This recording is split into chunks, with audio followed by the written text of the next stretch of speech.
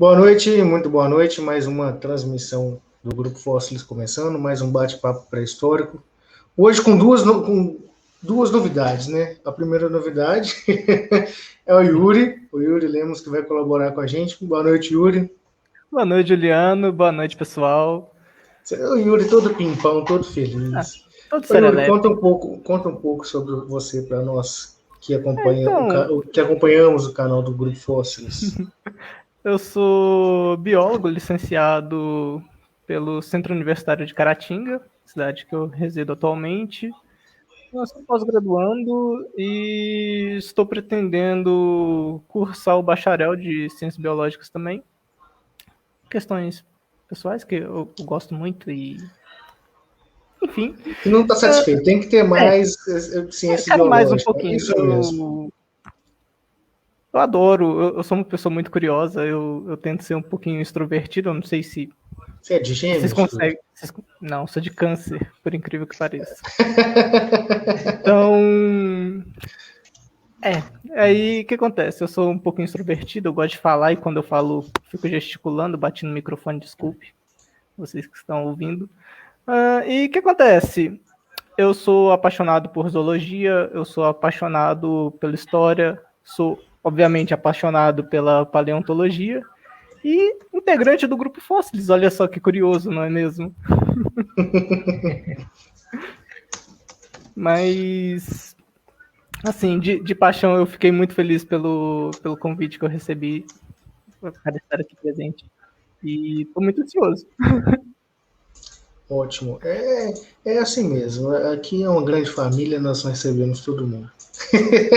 Muito bem-vindo, Yuri. E a segunda novidade, o nosso convidado da noite, que é o Wallace Barbosa. Boa noite, Wallace.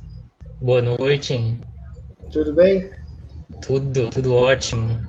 O Wallace hoje vai trazer um tema que é bastante interessante, que é a evolução das aves, né? Como que o tiranossauro virou um frango frito. Brincadeira. Exatamente. Ô, Wallace, Mais ou menos isso. Conta um pouco da sua formação, da sua trajetória pra gente. Sim, sim, gente. Eu sou formado, né, em Ciências Biológicas, né, na licenciatura. Então, eu sou formado em licenciatura em Ciências Biológicas e atualmente eu estou ingressando no mestrado, né, na Federal do Ceará. Consegui passar esse mestrado sempre, assim como o Yuri, fui apaixonado por zoologia, fui apaixonado por paleontologia, então eu estou casando as duas coisas, né, paleontologia e zoologia em si, principalmente vertebrados, né, vertebrados para mim, é uma área que me fascina muito. E eu entrei, né, mestrado na UFC, né, fiz tudo só, fiz os projetos, fiz a seleção, fiz tudo só e consegui passar, né, e estou aqui fazendo esse mestrado, estou começando agora, certo? Meu projeto ainda está em desenvolvimento, mas vai ser vertebrados, como eu falei, né? Vou trabalhar com vertebrados fósseis, provavelmente lá do Araripe, né? Da Cia do Araripe. Ainda não sei exatamente qual grupo, mas assim que eu tiver uma notícia assim, sobre o grupo que eu vou trabalhar junto com o meu orientador, né, que é o professor Daniel Forte, eu vou, quem sabe, ser convidado aqui para falar um pouquinho mais sobre o projeto, né? O que é que eu estou desenvolvendo lá. E é isso aí. O convite já está feito. É só você mandar uma mensagem para nós avisando que já está tudo no esquema, que é só para formalizar a apresentação, que o convite já está feito. Ô Alice, eu acho muito bom o Yuri estar aqui, porque eu sou formado em História. Então, normalmente, as lives do Fóssil, apesar de eu me interessar pelo assunto, as lives do Fóssil elas são voltadas para Biologia ou Geologia. E aí, às vezes, eu fico comendo mosca aqui, eu não sei, né, onde interceptar quem está falando, talvez até por isso eu não interaja muito com quem está falando, porque eu não sei onde chegar. Então, eu acho interessante essa adição do Yuri para o Fósseis, porque é justamente um contraponto dentro da temática, né, dentro da especialidade, o que o Yuri vai poder falar com certeza com muito mais propriedade do que eu. Então, eu acho que a sua presença hoje e a adição do Yuri ao Fósseis, elas são, assim, muito bacanas nesse sentido, né, de a gente conseguir fazer esse link, né, entre quem está falando e o entrevistador, né, nós aqui no bate-papo, de uma maneira que vamos conseguir extrair mais da live para quem está assistindo a gente. Ô Yuri, você quer começar a fazer, falando nisso, fazer algum comentário em relação ao tema, que é a evolução das aves? Cara, eu acho maravilhoso. Maravilhoso. Igual você mesmo falou, como Tiranossauro Rex acabou virando um frango frito. Cara, e isso aí é o segredo, é a magia por trás das ciências, do estudo em si. Cara, vamos colocar assim, os dinossauros tinham pequenos, 30, 50 centímetros, tinha animais gigantes e tudo mais. Todo mundo, acredito que todo mundo saiba, né? E, poxa, é engraçado, sabe? É curioso. Tem aquela essência da minha criança interior, pelo menos, quando a gente fala da paleonto, que o Yuri, ele fica pensando assim, gente, os bichos eram... Os bichos, tá? Desculpa. Mas aqueles animais eram os bambambãs da Terra. Quem seríamos nós perto deles? Pequenos mamíferos roedores que saía correndo. Mas, gente, o que aconteceu? Aí entra a questão da evolução, sabe? Você pegar, principalmente a parte de estudo dos fósseis mesmo, vocês pegar fósseis de animais de transição, datar por período. Cara, isso eu acho tão maravilhoso, sabe? Você consegue contar uma história, você olha, aqui era desse jeito, ele vivia dessa forma, depois de tantos milhões de anos ele passou a desenvolver, assim, quase que um... Poxa, as palavras escapam, desculpa. Hoje eu estava vendo um vídeo, eu vi agora de tardezinha no YouTube, se eu não me engano, uma matéria da BBC, uma reportagenzinha assim, pequenininha, de 3 minutos, falando da evolução dos cetáceos, que os cetáceos são um dos grupos que tem maior registro, né, dos que tem os maiores registros fósseis da evolução, né, de como, desses períodos de transição, entre o que foi e o que é. Eu achei muito interessante, aí você disse agora a respeito, né, de pegar esses registros fósseis e fazer datação, comparação, enfim, até chegar em algum ponto específico, é realmente muito interessante. Sim, é algo muito maravilhoso. Os cetáceos em si, você consegue ver toda a questão da transição, né? De como ele foi adquirindo a forma que tem hoje. É fascinante, porque o registro é até bem completinho dos cetáceos, né? Eu também sou fascinado por eles. Sim, eu achei assim, bastante interessante. Wallace, podemos iniciar a transmissão da sua apresentação? O Wallace preparou para a gente uma apresentação muito bacana, eu já dei uma olhada. Não vou dar spoilers, mas foi muito boa. O Wallace é fã de cultura pop, pelo visto. Já estão vendo a camisa? Olha, pra mim tá com tela ainda não iniciou não, mas costuma dar um delayzinho normal. Aparecendo aí? Agora foi. Sim. Pronto.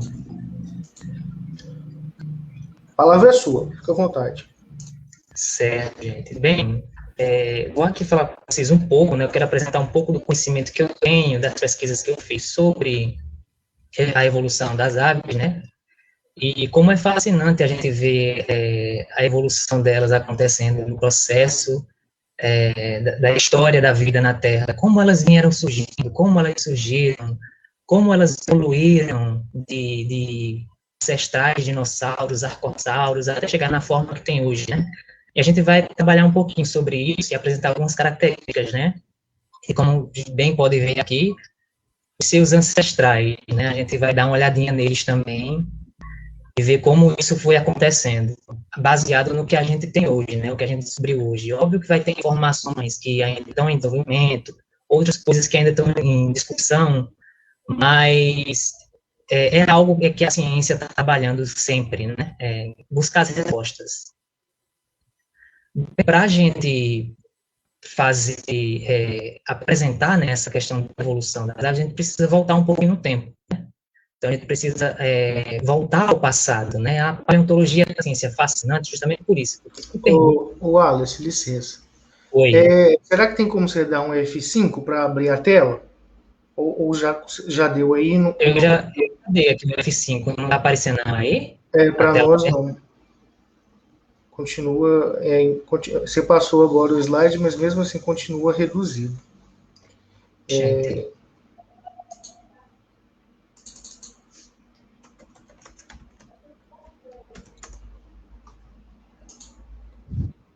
Ele está passando o slide em si ou está só no primeiro slide? Passa para a gente ver, fazendo um favor. Eu passei para o próximo. Aqui não passou, não. Está ainda em evolução das aves, aquele primeirozinho.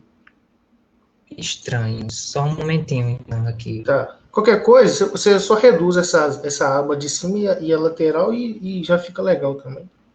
Só para melhorar um pouco a visualização da sua apresentação. Certo. Vou só interromper aqui para ver o que é que dá para ser feito. Vou compartilhar de uma outra forma. Tá.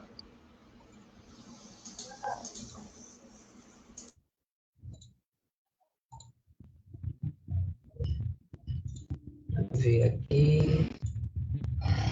Enquanto o Wallace ajusta aqui, eu vou só fazer uma retificação, porque eu falei que o vídeo de cetáceos que eu vi era da BBC, mas não é não. É do canal Meteoro Brasil. Quem quiser pesquisar depois por curiosidade, fica aí a dica. É muito interessante. Esse é um canal muito bom, esse aí também, viu? Sim, acompanho isso faz um bom tempo. E existem tantos canais maravilhosos, né, gente? Inclusive, uma pessoa que eu sou muito fã, que fala... É um grande divulgador de ciências, de modo geral. Além do Átila. A Átila é um amor. A Átila é minha religião. Não, Átila é gente boa demais. Eu gosto muito do Pirula também. Eu não sei se vocês conhecem. Não, o Pirula é maravilhoso, gente. Qualquer pessoa voltamos para que pensa, assiste o canal deles, é muito bacana. Eu tenho ouvido muito podcast, eu gosto muito de podcast. Mas o Alisson, fica à vontade. Estou conseguindo ver eu passando agora? Sim, agora tá show de bola. Agora sim. Bem, como eu ia falando, né? Para a gente poder acompanhar a evolução das aves, a gente precisa realmente voltar no tempo, pelas eras geológicas, né? Passando pelo passado.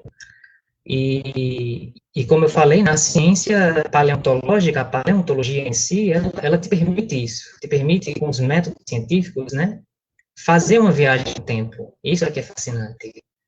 Né? E o período que a gente tem que chegar é nesse aqui, o Carbonífero, né? Então, a gente vai pegar a nossa máquina do tempo e vai, né, viajar para esse período, acompanhar os primeiros passos da evolução desse grupo, que é tão fascinante e tão diverso, né? Bem, o Carbonífero em si, ele durou aí de 359 a 299 milhões de anos atrás, certo? E nesse período, ele era povoado, né, por grandes organismos, né, grandes florestas, grandes árvores, né, e ele recebeu esse nome justamente porque hoje em dia, a gente encontra jazidas, né, de carvão mineral, que são depósitos de carvão mineral, que são derivados da decomposição dessas grandes florestas que aconteceu nesse período. Por isso o nome Carbonífero, né? E isso aconteceu devido ao surgimento de uma novidade evolutiva nos organismos fotossintetizantes, né, nos vegetais, nas plantas, que é a tal da lignina, né, um composto aí orgânico, uma molécula orgânica muito resistente e de difícil digestão. E os organismos, os animais que poderiam fazer essa digestão desse organismo quando ele morre, eles ainda não tinham evoluído. Por isso, o acúmulo muito grande de depósitos de carvão hoje em dia, justamente por conta dessa grande deposição de matéria orgânica que se acumulou durante vários períodos, vários milhões de anos. né, que deu origem aí ao nosso carvão mineral. E não só de grandes florestas lá haviam, né? Existiam também grandes animais. Devido à grande concentração de oxigênio que já havia naquela época, muitos animais, como os insetos, né, que têm essa respiração diferenciada, já tinham esse tamanho, esse gigantismo, né? Com a artropleu, né? Que é esse tipo de centopeia, artrópode, né? E a libélula, que esqueci o nome, meganeura, a meganeura, né, que também era uma libélula gigantesca. Né? E a gente também tem alguns anfíbios grandes, outros tamanhos um pouco menores, mas tinham grandes anfíbios também, como esse aqui, o Atrapossauro, e esse outro anfíbio aqui. Né? A gente tinha uma diversidade já de anfíbios nessa época. Mas esse não é o grupo que nos interessa para acompanhar a evolução das aves, né? É o grupo dos répteis, né, que surgiram aí há 310 milhões de anos atrás, aproximadamente, né? Foi aí que surgiu os primeiros répteis com essa novidade evolutiva, né, que é o ovo amniótico. Né? Esse ovo amniótico permitiu o domínio total do ambiente terrestre, né? E essa pele impermeável que eles tinham, que também facilitou muito a questão da preservação, da questão da perda d'água, né? Então, eles evitavam perder água, desidratar, né? Diferente dos anfíbios, que não tinham essa vantagem. A gente sabe que nessa época aconteceu um processo também de ressecamento, desertificação em algumas áreas, e isso possibilitou realmente que esses animais terem uma vantagem maior e se diversificarem, né? E aí onde acontece a diversificação, o ambiente muda, tornou-se favorável para eles, né, para os répteis, e eles começaram a dominar e a ocupar nichos diferentes, né, e foram se diversificando, e aí foram surgindo várias formas, vários grupos de répteis. Né, e, como disse o amniótico, por isso o nome amniota, né, que é o nome do grupo que originou, vai dar origem a dois principais grupos, né, a duas grandes linhagens, que são a linhagem dos sinápsidos. Essa é a linhagem que vai dar os mamíferos, ou seja, nós, né? E a linhagem dos sauropsidas, que é a linhagem que vai dar, né, os répteis em geral, os répteis em geral, incluindo as aves. E é nesse que a gente vai focar, né? É nesse grupo principal que a gente vai focar. Então, a gente vai viajar nesse túnel do tempo um pouquinho mais adiante, né? Vamos imaginar que isso é uma questão de um buraco de minhoca. Né, a gente vai viajar aqui para o final do Permiano, há 262 milhões de anos atrás. E aqui onde houve, né, a maior extinção da história, né, essa extinção que quase derrubou a vida na Terra. Foram aí cerca de 90%, né, de todas as formas de vida que foram realmente extintas ou dizimadas, e algumas reduzidas a um número muito, muito pequeno.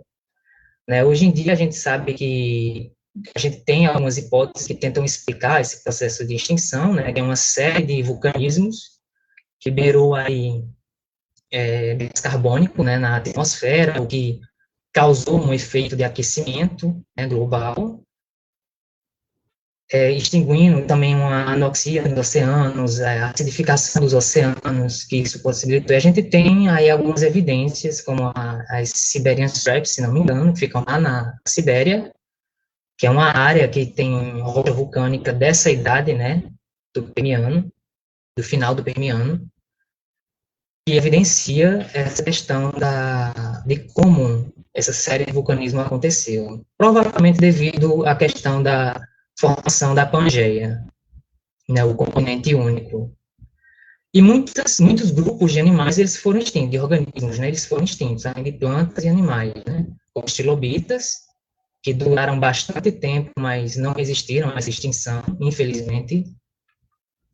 Né, alguns corais rugosos e até corais tubulados sofreram com isso também. Faminíferos, né, aqui tem Metrodon, foi o que eu usei como sinapsídeo, né, aquele que tem uma vela nas costas, nosso ancestral, né, foi extinto. E os dinocefálios, também, outros répteis que foram extintos. Avançando um pouquinho mais no tempo, né, de 252 milhões de anos, é aí onde a gente chega a uma nova era, né, que é a era Mesozoica, começando com o Triássico. E é aqui onde vai surgir alguns principais grupos, né, de dinossauros, né, como eu apresento aqui, e de pterossauros também, né, aqui existe até uma hipótese mais recente que mostra que os lagartipídeos, né, podem ser possíveis ancestrais, são possíveis candidatos ancestrais dos pterossauros. A gente sabe que pterossauro é um grupo que a gente não encontra muita informação de como eles surgiram, eles evoluíram, né, por conta, além de ser o primeiro grupo de vertebrados a alçarem voo, a gente não sabe como isso aconteceu, porque o registro fóssil mostra para a gente que eles parecem pontos, já com esse dedo midinho, né, o dedo mínimo, avantajado, sustentando uma membrana de pele e formando a asa, né, como esse aqui, que já é um ranforrinco. E aí tem uma hipótese que diz que os lagartipídeos, né, essa família, pode ser um possível candidato ancestral desse grupo. A gente tem os pseudosúquias, né, aqui eu trouxe um exemplo, um postosucos, grandes predadores da época, estavam aí, acho que ocupando a cadeia, o topo da cadeia. Mamíferos, né, mamíferos como esse que eu trouxe, e sinapsídeos, como sídeos gnatos, né, isso aqui é brasileiro, esses dois, do Triássico, lá do Rio Grande do Sul. Mas o grupo que a gente vai focar é justamente os dinossauros, esse aqui é o Erythrovenato, um recém-descrito, terópode bem antigo, do Triássico, né? Bem, mas e o que define um dinossauro? O que é um dinossauro? Como eu posso dizer o que é um dinossauro? Bater o olho e dizer é um dinossauro, né? Tem algumas características diagnósticas que a gente pode usar, né? Como o formato do pescoço, né? O formato do pescoço dos dinossauros é um formato em S, né? Ele tem um formato tênue em S. Como ele é um arcossauro, os arcossauros têm uma característica em comum, que é a presença de uma fenestra antiorbital, ou seja, que é uma fenestra, um forame, né, que fica antes do olho, né, antiorbital, antes da órbita do olho. Outra característica em comum é a questão dos ossos de serem pneumatizados, né, ou ossos ocos, como o pessoal costuma falar. E também eles têm esse osso do fêmur, né, um pouquinho menor, ele é um pouquinho mais curto. Além de estarem se apoiando nos 3 dedos, eles são digitígrados, que se apoiam nos dedos dos pés, eles não colocam o pé inteiro no chão, né, a planta do pé inteiro no chão. É basicamente isso que você diagnostica um dinossauro. E quando a gente fala de dinossauro, a gente tem 2 grandes grupos, é dividido em 2 grandes grupos, né, que são os ornitícios, como aqui a gente pode ver. Ornitício significa, mais ou menos traduzindo assim, significa bacia semelhante à de aves, né? De ornitíscia, uma bacia semelhante a aves. Mas, por incrível que pareça, não é esse grupo que vai dar origem às aves, né? A evolução não funciona dessa forma. Como ela é um processo cego, não guiado, né? Ela vai tomar caminhos diferentes. Se fosse usar a lógica, eu usaria o que está mais próximo, né? Então, os ornitísticos, ele tem essa característica do pubis, né, ele ser paralelo, tá vendo aqui o pubis, paralelo ao isquio. Esse é o isquio e aqui é o ilho. É uma característica dos ornitísticas. A gente tem os saurísquias, que quer dizer bacia semelhante à de lagartos, né, sáureos, lagartos. Então, o pubis dele ele é um pouco mais de frente, né, você pode ver que ele está mais para frente. Então, o pubis ele encaixa mais para frente, ele não fica retroverso, certo? O pubis é mais para frente, como está mostrando aqui, nos saurísquias. E dentro dos saurísquias, a gente tem o grupo dos terópodes, né? O grupo dos terópodes e o grupo dos saurópodes. Aqui está o grupo dos herrerasaurides, mas existe uma discussão aí, né, sobre a questão da filogenia dos herrerasaurides, que é uma questão de proximidade, né, que até então a gente sabe que os terópodes em si, vou passar aqui, eles são dinossauros que são geralmente bípedes carnívoros, né? Geralmente eles são carnívoros, todos eles são bípedes, esterópodes. E o herrerasauro, ele tem essa característica. Se você olha que ele é bípede, carnívoro, parece um terópode, só que ele não é. Ele está mais próximo, ainda existe discussão sobre isso, não é algo que foi batido do martelo ainda, né?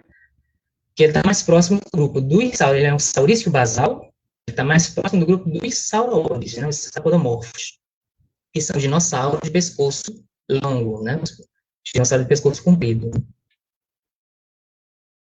E os terópodes aí, né, como eu posso mostrar aí nesse exemplar de Deinonychus, trouxe ele também porque, né, o meu grupo favorito de dinossauros são os dromeosaurídeos, essas coisinhas fantásticas. Justamente porque lembram as aves, né? Beleza, mas e as aves? Né? Onde elas começaram a evoluir? Basicamente, no grupo dos terópodes, né? Grupo dos terópodes, nesse grupinho aqui chamado de Coelurosauria. É aqui que vão surgir os dinossaurinhos, pequenos dinossauros, que vão dar origem às aves. Bem, dentro do Coelurosaurio, eu trouxe alguns exemplos, né, de grupos de dinossauros, como o Dromaeosauridae, como esse aqui, que é o Microraptor, né, um pequeno dinossaurídeo, né, da família Dromaeosauridae. Ele foi encontrado lá na China, né, em rochas do Cretáceo inferior, junto também com esse outro pequeno Dromaeosaurídeo, chamado de Sinornithosaurus. Certo? Também trouxe um troodontídeo. Esse aqui é o Anchiornis. E esse dinossauro, ele teve uma pesquisa relacionada a essas cores, né? A gente vai falar um pouquinho sobre cores das penas desses animais. Você pode ver que penas é algo que já surgiu nos primeiros grupos de dinossauros aí, ó. No primeiro não, mas já no período Jurássico, Cretáceo, já tinham dinossauros com penas, né? Eu vou falar um pouquinho mais adiante sobre o surgimento dessas penas. E tem um artigo, né, que foi proposto, e essas cores que vocês estão vendo aqui são realmente as cores baseadas no artigo. O animal, ele tinha essas cores, né?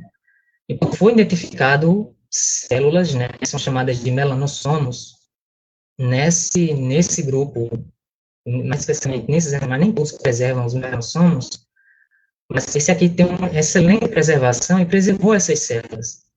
E foi conseguido constatar, né, cores, né, de escuro, né, esse preto escuro, e cores avermelhadas. Isso investigando esses melanossomos, através de microscopia eletrônica e por aí vai. O que é fascinante. Então, o dinossauro em si, ele já tinha algumas cores, né? A gente sabe que provavelmente os dinossauros mais primitivos, com penas mais primitivas, poderiam ter tido tantas cores assim chamativas, né? Mas à medida que eles vão se diversificando, vão ocupando novos nichos, novas estratégias de sobrevivência, eles vão adquirindo outras funções para as penas, né? E aqui eu vou falar um pouquinho do desenvolvimento das penas, né, usando aqui um pouquinho daquela questão da biologia evolutiva, né, que tenta também, é um dos ramos que tenta explicar alguns processos evolutivos de vários organismos, né, vários grupos de animais, de plantas, eles usam isso também, né. A gente vê que a planta, ele tem um estágio, a pena, ela tem um estágio inicial, né? Esse estágio inicial, segundo as teorias, né, as hipóteses que são levantadas, se derivaram de escamas, né? A gente sabe que as aves vieram de um grupo específico de répteis, escamosos, e foi modificando, né? Nesse estágio 1, como a gente pode ver aqui, ó, um apêndice cilíndrico, né, tubular, ou esse estágio 1 aqui, que você pode ver aqui também. Né, o estágio 2, né, é um tufo de barba fundidas em cálamo. Então, a gente vê aqui, tem um cálamo, essa estrutura tem aqui, e um tufo, né, de filamentos, né, aqui, que chama de barba. São filamentozinhos. estágio 3, que ele mostra o 3A, esse estágio aqui, que aqui já tem uma pena, mas que lembra uma pena, né? Não é mais esse tufozinho assim. E tem esse outro estágio, né? O estágio 3, 3B, né? Que também é um outro estágio, que são com bárbulas. Nesse outro estágio aqui, que é o estágio 3A mais B, que já é um outro estágio, você já vê as bárbulas, né? Essas estruturas que vão dar coesão à pena, deixar a pena mais coesa, né? Que ela já começa a subir aqui, essas estruturas tão menores, você pode ver aqui, e depois ela vai ficar um pouco maior, que dá origem a esses dois tipos de pena que a gente encontra nas aves atuais, né, em grupos de dinossauros mais avançados. Então, essas bárbulas aqui, a bárbula, ela funciona como uma coesão. Então, os filamentos que tem ali na pena, elas ficam mais coesos e possibilita aí a questão do voo e por aí vai. E a questão de serem impermeáveis, né? E por isso que a ave está o tempo todo sempre organizando, deixando esse negócio bem bonitinho, organizadinho.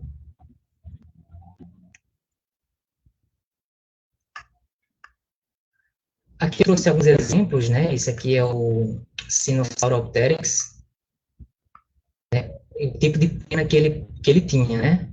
O tipo de estágio que estava as penas dele, que é nesse estágio 1, aquele túbulo cilíndrico oco, né? Um filamentozinho, né? São vários filamentos. Ou, como eu usei, né? O Sinornithosaurus, né? Lá do Cretáceo, né? Cretáceo inferior, se não me engano, da China. Então, ele tem essas penas nesses dois estágios aqui, ó. Estágios 2 e estágios 3. Já tem uma peninha mais avançada. E esse aqui, que é o Calodipteryx, que já tem uma pena mais avançada, né? Penas hoje que são encontradas nas aves atuais. Mas como as aves, eles alcançaram, né? Como elas conseguiram alcançar os céus? A gente tem que ver que elas sofreram uma série de mudanças. As aves sofreram uma série de mudanças devido às suas características singulares, né, que a gente pode ver na questão no rearranjo dos ossos da mão, né, como esses ossos eles foram evoluindo ao longo da história desse grupo. A gente vê aqui, como eu usei ali o Sinosauropteryx, já tem uma mãozinha assim com os 3 dedos, né? A gente viu o Archaeopteryx, considerada até uma ave, só que aquela é uma ave com características ainda intermediárias, tem um pouco de ave, tem um pouco de dinossauro não aviano, né, com o Archaeopteryx aqui, mas já é uma asa, né? Já é uma asa muito perfeita e provavelmente ele poderia voar, não é um voo lá essas coisas, mas ele já poderia voar, né? Ou planar com essa asa, mas vê que ele tem os 3 dedos ainda separadinho. E as aves atuais, né? Que a gente vê que foram perdendo, perdendo não, os dedos foram fusionando, né? Os 3 dedos foram fusionando nesse grupo, né? Até alcançarem o voo. Mas quais são as hipóteses que a gente tem que permitiram eles alcançar o voo? A gente tem essas 2 hipóteses aí, que é o chão A, então tem um modelo ali do Archaeopteryx, né? O dinossauro em si, né, ele corria, né? Ele corria do chão e saltava, batendo as asas, com o auxílio das asas, para fazer o salto e voar. E tem a árvore A, né? Que essa aqui envolve escalada, né? O dinossauro escalava nas árvores, saltava de uma árvore a outra planando, né? É uma das hipóteses que tenta explicar. São hipóteses que não são testáveis, então fica muito no campo como é que eu posso dizer? No campo mais filosófico, especulativo. Mas tem uma hipótese que está ganhando força, que é essa daqui, né? O Wing Assisted Incline Running. Basicamente, poderia chamar de hipótese ontogenética, né? E essa é testável. Então, as, as aves antigas e os dinossauros, eles tinham o que chamamos de meia asa, né, entre aspas. É uma asa que não é desenvolvida, totalmente desenvolvida como as asas das aves. Então, o que eles pegaram? Pegaram indivíduos de aves juvenis, né, que não têm a asa totalmente desenvolvida, para tentar estabelecer que tipo de comportamento eles têm para desenvolver o voo, né? Para desenvolver esse voo. Existe até um vídeo, infelizmente eu não coloquei aqui, que eu não sei nem se isso poderia prejudicar depois o canal, mas tem um vídeo que explica essa hipótese, bem legal.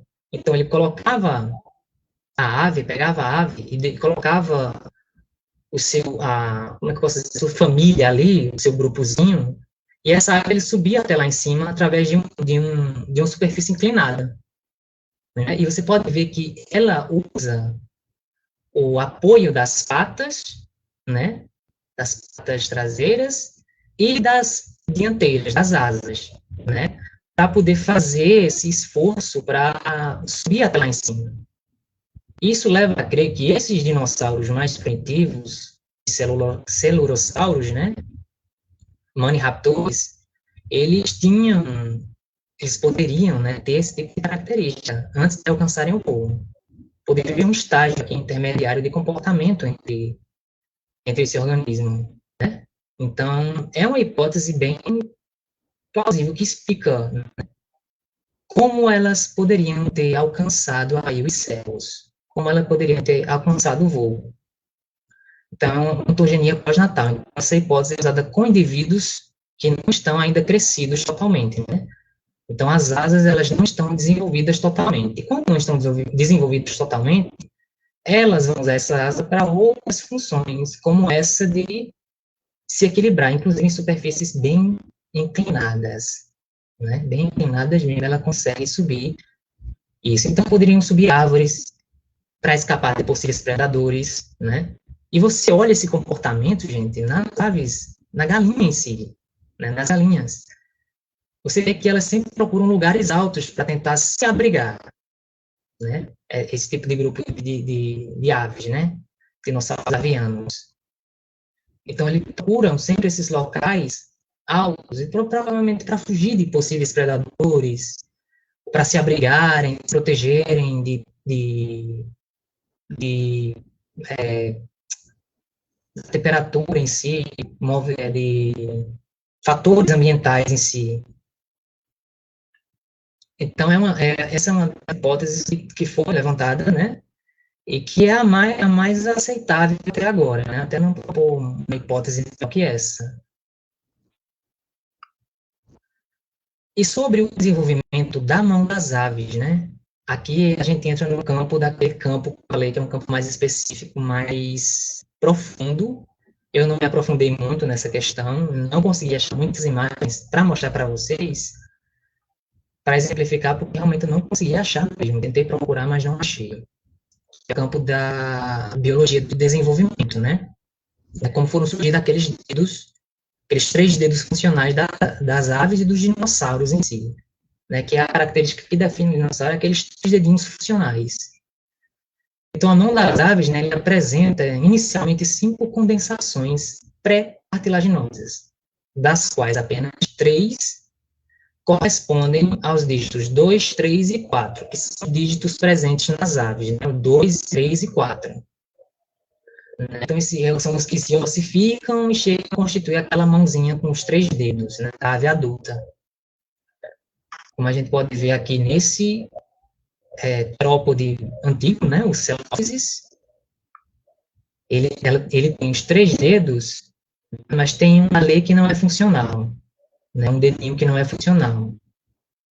Então, esses 3 dedos, eles vieram também dessa origem. Então, essas condensações são como um conjunto de células ali que tem no momento do desenvolvimento embrionário do animal, que vai dar origem aos dedos, né? Um conjunto de células potentes, vamos dizer assim, as células tronco, que vão se diferenciar para formar os dedinhos, né? Os 3 dedinhos das aves e também dos dinossauros.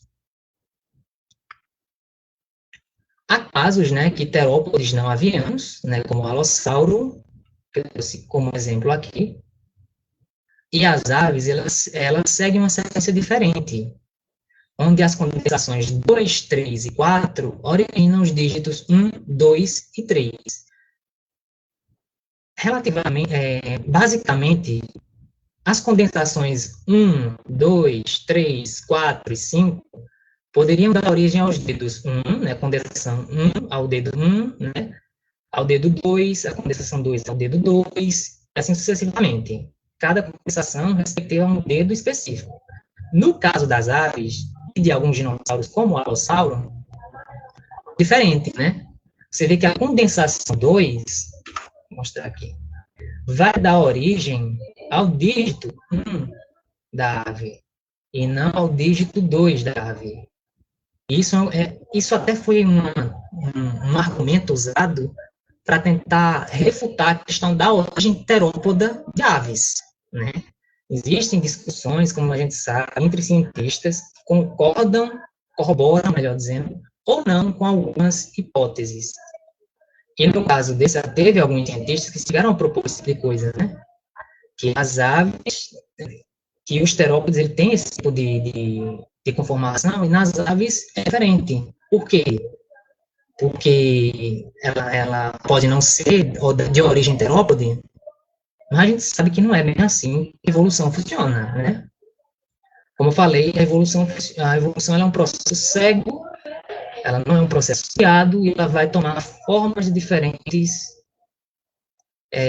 mesmo que isso consuma mais energia, né, na questão do desenvolvimento, mas a evolução funciona assim. Não é um processo lógico, né? A gente não usa lógica porque assim não é um processo guiado.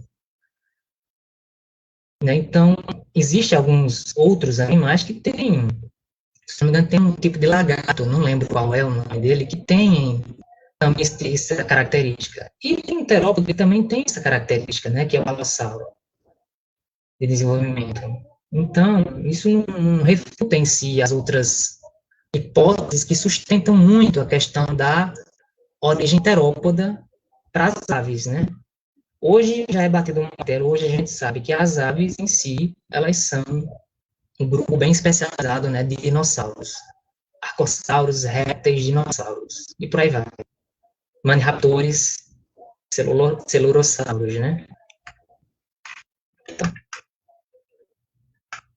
eu espero que tenha ficado claro isso aqui. É um pouco complicado mesmo para mim explicar, mas se depois aí tiverem algumas dúvidas e quiserem acrescentar alguma coisa, sem problemas, viu, gente?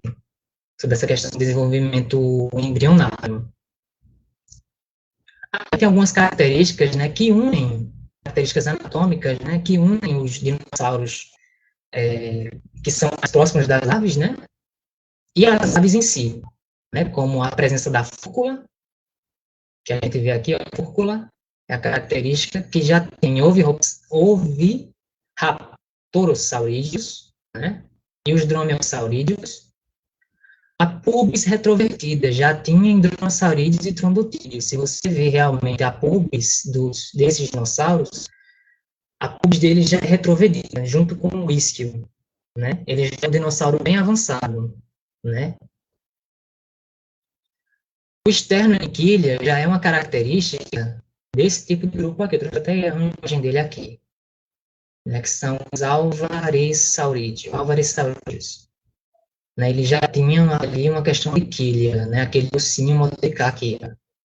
Esse osso presente nas aves, principalmente nas aves neognatas, né, que chamam também de cagnatas, né, que tem essa quilha que sustenta aqui mais músculos músculos peitorais, né.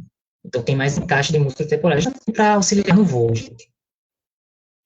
Penas ramificadas, a gente já tem nos oviraptorosaurídeos, nos dromeossaurídeos e outros celurossaurídeos, né, a gente já tem essas penas ramificadas. Penas assimétricas já temos em dromeossaurídeos, e o comportamento de nidificar, né, aquele comportamento de construir ninhos, né, que já é constatado, né, naqueles oviraptorídeos, né, aqueles dinossauros já construíam ninhos, a gente já tem até bem fósseis deles construindo os ninhos, né? Construindo, protegendo os ninhos. Né? A mãezinha protegendo o ninho. E, basicamente, essa questão das penas em si, em dinossauro, você já vinha surgindo desde aqueles celurossauros mais antigos, né? As penas em si. Então, as penas surgiram, provavelmente, por questões de temperatura. Antes achava que pena era algo que só a aves tinha, né? Antigamente pensava assim, e que só funcionava para voar, né? Apenas só funcionava para voar. Só que a gente sabe que na evolução, as estruturas elas não aparecem prontas, né? Houve um processo gradual de mudança, de evolução. E não é diferente com as penas, como a gente viu. A gente pode ver e constatar isso no desenvolvimento embrionário, né, que vai formando uma escama em si, para formar aquele tubozinho oco, filamentoso, para formar uma haste que ia sustentar alguns filamentos, e desses filamentos vão derivar outras penas mais derivadas, e por aí vai. A gente vê isso no desenvolvimento embrionário, e vê isso no registro fóssil, como eu mostrei em alguns dinossauros aqui, que tem esse tipo de pena. Então, passa por um processo realmente gradual de evolução para chegar na função que tem hoje. Obviamente que naquela época poderia ter funcionado apenas como isolante térmico, né? Apenas como isolante térmico. Mas depois, com a diversificação dos grupos de dinossauros emplumados, essas penas podem ter sido usadas, né, para diferentes funções, como chama a atenção da fêmea, né? A questão da seleção sexual, que também pode ter contribuído com a seleção das penas, inclusive das penas de voo, porque como a evolução ela vai testando assim, o ambiente vai testando os organismos e vai selecionando não. Poderia dizer até eliminando alguns que não são vantajosos, né? Vai eliminando e automaticamente selecionando. Então, você vê que essas poderiam ter sido usadas dessa forma, né, para chamar a atenção da fêmea, poderiam ter sido coloridas, como a gente viu em alguns dinossauros. Infelizmente, não dá para preservar a cor em muitos, né? Alguns com preservação excelente, como foi o caso do Anchiornis, e tem outros grupos também, se não me engano, que eu esqueci o nome dele. É um celurossauro pequeno. Esqueci o nome. Depois eu lembro. Então, essas penas, elas foram surgindo para diferentes formas e funções diferentes, para chegar no que tem hoje, né, nas aves atuais. Hoje, as aves atuais usam para diferentes funções, não só para voo em si, para chamar a atenção da fêmea, né, o macho é mais colorido, que a fêmea tem de dimorfismo sexual. Isso poderia ter sido constatado até nos dinossauros próximos das aves, né? Os dinossauros próximos das aves, que são esses maniraptores. Eles poderiam já ter esse tipo de comportamento, só que isso não se preserva no registro fóssil. Infelizmente, não dá para a gente só dá para a gente especular muito, né? Não tem como ser provado se eles tinham um comportamento. Provavelmente deveriam ter, mas como a gente não consegue ver, talvez daqui para lá se encontre mais informações sobre comportamentos, né? De dinossauros não avianos. E basicamente é isso, gente. Se ficou alguma dúvida, podem perguntar, podem contribuir em alguma coisa, né? Como eu também estou aprendendo, né? Então, desde já eu quero agradecer por estar compartilhando, né? Sobre essa questão da evolução das aves em si. Muito obrigado, Wallace. Muito bom. Eu acredito que tenha esclarecido a maioria das dúvidas e, ao mesmo tempo, surgido algumas enquanto você falava. Imagino. O que você acha? Eu acredito de um detalhe que era a questão das bolsas de ar, né? Que as aves também tinham em dinossauro. Acabei esquecendo de colocar essa informação, mas também tem essa característica que coloca, é uma das evidências que coloca aves como terópoda, né? Terópoda. Mas em dinossauros não voadores havia essas bolsas de ar? Sim, inclusive nos saurópodes. Olha só, interessante. Tinha essas bolsas de ar. Tinha uma função diferente, né? Que é para ajudar na questão, na eficácia do transporte de oxigênio, né? É um órgão que ajudava nessa, ainda hoje ajuda nas aves, porque voo consome muita energia, e por consumir muita energia, ele precisa realmente estar repondo, consumindo muito oxigênio. O oxigênio dá energia, basicamente energia para os organismos em si. Então, essas bolsas de ar ajudam nisso. E para a leveza também, né? Além dos ossos pneumáticos, aqueles ossinhos loucos que já tinham nos dinossauros, nos terópodes, inclusive nos saurópodes, tem também nas aves, né? Poucas modificações ali. Entendi. No início, eu fui anotando algumas coisas aqui enquanto você falava, como de costume. Você mencionou a respeito da fenestra. Aí, sim, a fenestra.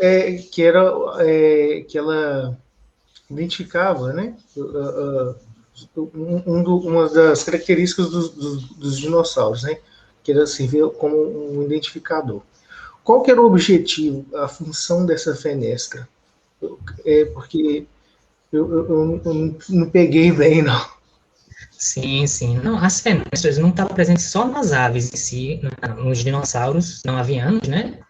Mas no grupo Archosaurus como um todo, né? Aqueles pseudossukia que eu mostrei, por exemplo, eles tinham uma fenestra também orbital. E basicamente ela serve para passar músculo nervo ali e deixar a questão do crânio mais leve. O pterossauro, você vê uma fenestra gigantesca. Ele precisa realmente ter aquilo ali, aqueles buracos em si, além dos ossos pneumáticos, por conta do voo, né? Mas já em dinossauros também, em pseudossuquias, tinham essa festa, justamente para aliviar, acho que peso, passar nervo, passar músculo. Ali tem músculo encaixando ali. Mas não tem uma função exatamente específica para alguma coisa, mas é mais essa questão de determinar o grupo, por exemplo, pterossauro, a função é aliviar o peso realmente. Alivia o peso também nos dinossauros, deixa o crânio também, o crânio dos dinossauros e desses arcossauros mais primitivos, além de ser mais fino, já tem a tendência de ser mais fino, né? Para ter uma mordida mais potente, né? Aqueles pseudossuquias que dominavam o Triássico. É basicamente isso. Entendi. Uma outra coisa que eu anotei aqui foi em relação às cores, né? Você mencionou que uma espécie teve as penas bem preservadas, mas aí que elas eram coloridas. Aí eu anotei aqui se tinha as mesmas funções, né, dessas penas coloridas. Por exemplo, a gente vê muito a respeito das aves do paraíso, que elas têm um ritual de acasalamento. Né? Isso.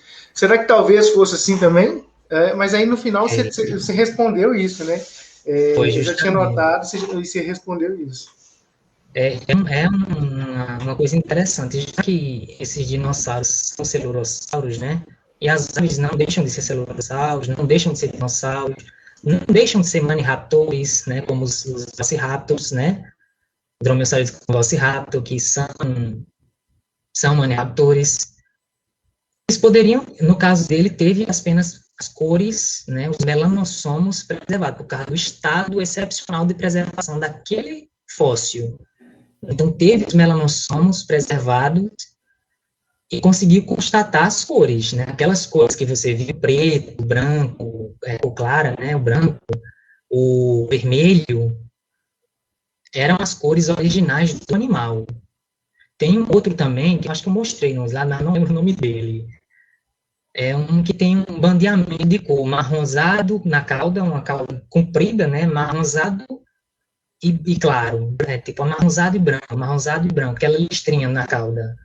E ele também foi constatado, também tinha um melanossomos lá, e foi constatado esse tipo de coloração. Não são todos que preservam, mas você vê que é uma cor que não é muito chamativa, como o das aves paraíso, por exemplo, já é bem específico, né? Já é bem específico, mas poderia já ter em grupos de dinossauros mais avançados, como o Archaeopteryx, os raptores, né, os dromeossaurídeos, os trodontídeos, né, eles já tinham características bem derivadas, tipo, bem derivadas naquele pubis, que geralmente o terópode pubis, como eu mostrei, é voltado para frente. Os terópodes já dos dromeossaurídeos, né, já estavam voltados para trás. Já estavam voltados para trás, aquele pubis. Então, é o tipo de comportamento que, infelizmente, não se preserva no fóssil. Sim.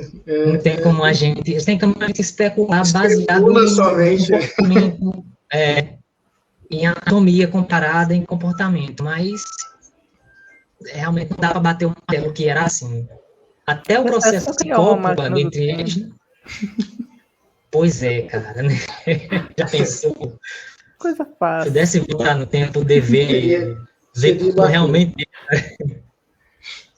A gente consegue acompanhar aqui os vivos, né? A gente vê como é, mas infelizmente não tem como. E levanta essas hipóteses, essas suposições também. Ô Yuri, enquanto o Wallace falava, surgiu alguma coisa assim na sua cabeça? Assim? Cara, então, eu queria. Eu já tava na cabeça de questionar a respeito da pena com relação à capacidade de voo e a questão de manter a temperatura corporal, né? Porque tem um monte de notícia já, um monte de pesquisa que fala que os dinossauros e tudo mais tinham sangue quente, que é uma coisa que a gente vê, que nós vemos, e o que acontece? A pessoa, ela custa entender a importância disso para a grandiosidade dos dinossauros, que eles foram, por que eles foram tão predominantes. E quando você fala que, por exemplo, não, mas dinossauros não avianos, no caso, também tinham penas, só reforça ainda mais isso, que a pena ela estava lá para ajudar a manter a questão da temperatura corporal, sabe? E isso é importante, questão metabólica, que é uma coisa menos que ele tem que se preocupar, por assim dizer. É maravilhoso, é maravilhoso. É fascinante você ver isso. Em pensar que antes eu não tinha todo esse conhecimento sobre essa questão dos dinossauros. E eu via dinossauros realmente como lagartões, né? como mostrado no Jurassic Park. Né? Igual os Velociraptor de 2 metros de altura. Pois é. E quando eu descobri, né, através dos estudos, né, com a internet em si, já tinha acesso à internet, comecei a pesquisar mais. Aí eu comecei a ver, foi quando eu fui me fascinando por paleontologia em si. Aí eu fui começando a estudar, fiz faculdade, aprendi método científico, vi como que é feito. Fui ficando fascinado por essas questões. E quando eu vi paleontologia e como os dinossauros eles eram de verdade, para alguns é um choque. Para mim foi uma felicidade em si, né? E viu como eles são de verdade, né? Eles eram predadores muito ativos, né? Eles eram muito ativos, por isso sangue quente, né? Que são homeotérmicos, ou endodérmicos, que possuem esse metabolismo acelerado. Eles já tinham isso. Então, muitas características que os dinossauros já tinham, a gente consegue ver hoje nas aves. Então, só reforça, gente, só reforça cada vez mais. Não tem como negar isso. Aí entra aquela questão de negacionismo. Né? O fato está ali, estou te provando, estou te mostrando, mas a partir do momento que você vê a lógica do fato, mas você nega. Porque tem alguma coisa ali lhe incomodando, não sei porquê. Né? Não sei porquê. Porque é minha opinião. A gente sabe que ciência não é assim. Eu aproveito para agradecer, né, enquanto a gente está batendo esse papo aqui, a quem está nos assistindo e acompanhando essa transmissão. Tem eu não sei nem traduzir aqui, mandou um opa. Tem o Misael também, do pessoal do Paleo Brasil, é um grupo de paleontologia aqui no Facebook, né? Essa transmissão está sendo feita aqui no Facebook. O pessoal, quem quiser entender, é só procurar Paleo Brasil. No nosso canal no YouTube tem o link para o grupo, mas como aqui no Facebook a gente está testando essa transmissão, a gente não tem. Mas quem tiver interesse, é só procurar Paleo Brasil na pesquisa aqui do Facebook, que vai encontrar o grupo. Valeu, pessoal aí do Paleo Brasil, está sempre acompanhando, parceiro aqui do Fósseis há algum tempo já. Muito obrigado. O Wallace, outra coisa que eu tive dúvida, enquanto você falou dos estágios das penas, né? Sim. Foi possível estabelecer uma cronologia, por exemplo, de quando foram aqueles primeiros túbulos até a pena mais complexa que tem atualmente, ou isso foi só um trabalho, foi um trabalho de comparação embrionária, como você mencionou, né? Que no embrião parece que a pena começa menorzinho, né? Em formato de tubo. Isso. Enfim. Tem aquele trabalho, né, que eu mencionei em si, eu teria aquela imagem, um trabalho, um artigo, que fala sobre essa comparação embrionária, né? E aqueles estágios são os estágios que são teorizados, são hipotéticos, mas já encontra-se, você não vê penas mais desenvolvidas em dinossauros mais antigos, como esses pterodossauros mais antigos, né? Você não vê esse tipo de pena mais desenvolvida.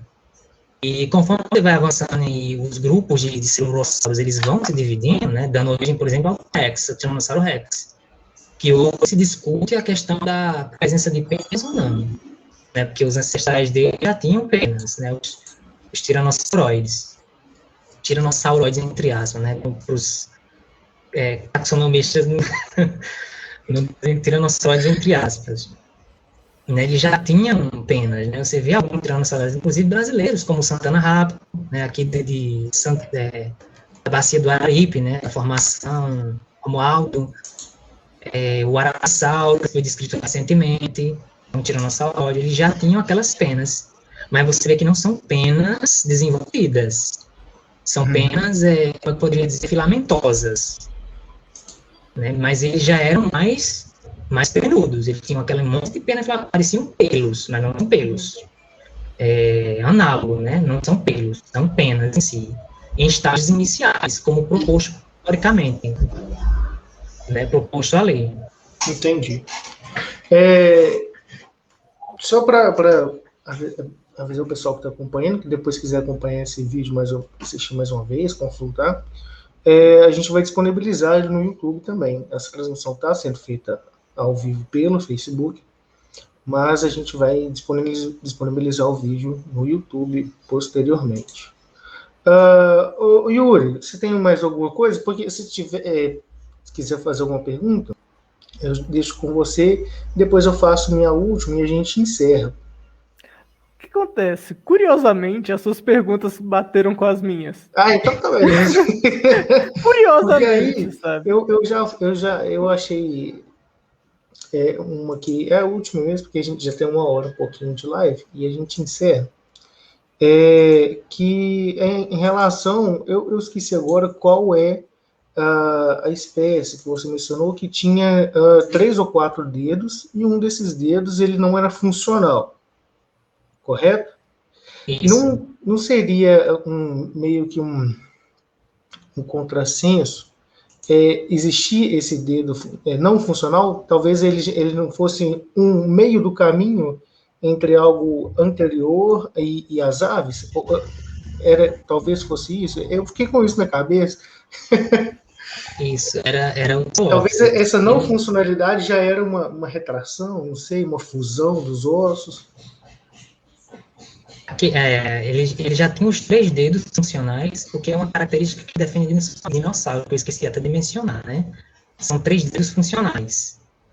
Podem ter um cotoco, como aquele ali tinha, o Celophysis, mostra um processo realmente transicional, né? Um processo transicional, aquele dedinho ali que já vai se perder nos seus descendentes, né? Dinossauros, terópodes.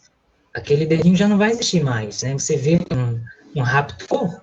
Eu gosto de citar os raptores porque eles já são bem mais avançados, e tão próximo das aves, eles têm os 3 dedos já separadinhos, daquela forma. E não tem mais aquele vestígio, é um dedo vestigial, vamos dizer assim, naqueles celófises. Inclusive, tem outros estudos até mais recentes que ainda corroboram ainda mais o parentesco ave-dinossauro, que é justamente alguns estudos que foram encontrados tecido mole, colágeno, praticamente, encontrado em fósseis de tiranossauro. Né? Teve uma pesquisadora que encontrou, abriu o fóssil, né? Não sei como ela teve coragem de fazer isso, de quebrar o fóssil para abrir. Você é doido. É porque deve ter outros fósseis até melhores, ou mais preservados, não sei. Deve ter uma abundância de fósseis de dinossauros lá. Será que por raio-x ou topografia tem que abrir mesmo? Ela abriu. Abriu. E quando ela abriu e foi investigar mais a fundo, né, através de microscopia e tal, viu aqueles tecidos preservados, né, aqueles tecidos moles preservados, que são colágenos, né, não tem mais matéria orgânica em si, o DNA que o pessoal fala, né, para clonar os dinossauros, aí, Jurassic Park. Mas tinha, e essa estrutura ela foi comparada com a das aves, e por incrível que pareça, não eram idênticas. Então, é uma coisa que corrobora ainda mais a questão do parentesco dela, né? Aí depois foi proposto, como esse tecido mole pode ter sido preservado por tanto tempo, ela fez a proposta, né? Porque tem aqueles negacionistas que vão usar esse argumento para dizer que a Terra é jovem. Tem essas pessoas aí. Encontrou tecido mole em dinossauro? Não, a Terra é jovem. Aí é engraçado que a pessoa que é negacionista nesse nível também acredita, também pode acreditar na Terra plana, também pode acreditar que a China criou o corona. Exatamente. E ladeira abaixo. Né? Daí só piora. Ladeira abaixo. Exatamente. Infelizmente, tem essas pessoas que distorcem, né? Distorcem a informação, o artigo que é passado. Eles até se baseiam no artigo, eles distorcem. Exatamente, essa é a parte triste. Né? Pegam o fato e transformam em factoide. Né? Mas é por isso que a importância desses canais de divulgação científica, né, como esse canal, né, o The Fossils, e outros canais de divulgação científica, principalmente da paleontologia. Né, que eu sou fascinado por esses canais que divulgam a ciência de verdade, a sair da universidade, né, gente? Porque, infelizmente, o conhecimento que a gente tem fica na universidade. E a gente está colhendo aí os frutos da desinformação. Você dá terreno para desinformação, exatamente. Justamente. Se não divulgar a informação correta, como deve ser divulgada, aí vai surgir essas pessoas que vão interpretar de uma forma diferente, vão distorcer, ou de forma por ignorância, por não saber o que é que estava, entendeu de forma errada, ou simplesmente por desonestidade mesmo, né? Tem essa questão também. Ô Wallace, deixa eu te perguntar um negócio. Você falou que é licenciado, né, em ciências biológicas. Isso, sou licenciado. Você já chegou a ministrar aula a respeito de répteis e aves? Eu cheguei a fazer o meu TCC sobre isso. Sobre a evolução de vertebrados, cara. Que maravilha. De vertebrados, falar sobre a evolução, e eu foquei muito nas aves. Porque elas são dinossauros. E o objetivo era justamente ver a questão dos alunos, o que eles conheciam. E, infelizmente, eles conheciam muito, eles não sabiam muito sobre a questão da filogenia. Né? Não sabiam sobre isso. Né? Só para quem está acompanhando a gente, Wallace, e para isso que nos fala, define filogenia, por favor. A filogenia é uma maneira que a gente tem, né, de classificar os organismos por graus de parentesco. Muitas vezes usando de anatomia comparada, né?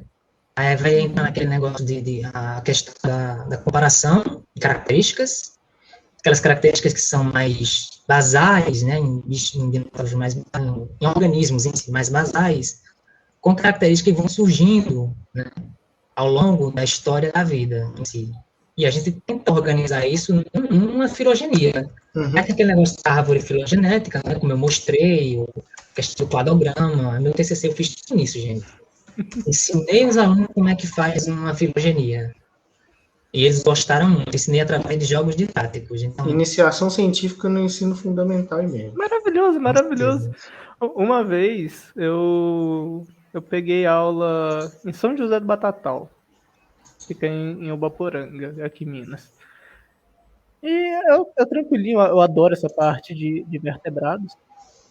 Aí eu cheguei para falar de répteis, e aí eu já puxo um ganchinho para falar de aves também, já aproveito. Minhas aulas eu gosto muito de ficar falando. Aí eu chego e falo, então galera, vocês sabiam, português maravilhoso, vocês sabiam que as aves, elas são parentes bem próximos, assim, dizendo dos dinossauros? As meninas ficam, quê? Como assim? Quê? Dinossauro? Não. É a lagartixa lá que é parente, né? Não é passarinho, não. Não pode. Vocês vão ver, aguardem os próximos capítulos. Porque é maravilhoso, eu adoro essa reação deles de não é possível, ai meu Deus, o que está acontecendo? Foi justamente a reação que eu tive quando eu levantei o questionário em si, na aula, e eles realmente não tinham essa ideia, né, da questão do parentesco das aves e com o dinossauro, e das aves serem dinossauros, né? Sim. O dinossauro é aquele bicho do Jurassic Park. Até porque, para classificar répteis também como um grupo monofilético e tudo mais, a gente tem que considerar as aves, né? Exatamente. Então, não tem como... Só explicando, grupo monofilético é um grupinho que você tem todos os animais viventes, não necessariamente todos não viventes também, e eles têm um único ancestral em comum. Eles têm um único parente ali que né? provavelmente ramificou e originou todos os outros. Então, é muito... Eu, pelo menos, eu acho divertido, sabe? Chegar e falar, olha, o mundo é um pouquinho maior do que você estava pensando. Vamos abrir a sua mente um pouquinho, sabe? Exatamente. Ampliando o horizonte dos meninos. Porque eu acho maravilhoso a carinha que eles fazem de... Não é possível. Teve aluno que chegou para mim e falou, não é possível, não pode. Agora você manda o link desse... Você vai pegar o link, assim que a gente postar no YouTube, você vai pegar o link e vai mandar para os alunos. Isso. Claramente. Eu vou agradecer a presença do Wallace mais uma vez. Muito obrigado, Wallace, por se disponibilizar, por ter feito esse material tão bacana, bastante esclarecedor. Agradecer a presença do Yuri, lembrando que a presença do Yuri é a primeira de várias. E o convite para voltar está feito, Wallace. Talvez até novembro, em novembro a gente vai ter um seminário com vários pesquisadores, então talvez até novembro você já tenha a sua linha de pesquisa pronta e venha falar um pouco mais dela ou de algum outro assunto que você queira. O convite está aberto. Beleza? Você pode deixar. eu entro em contato. Beleza. Eu agradeço a quem está nos assistindo mais uma vez e até a próxima. Valeu. Valeu.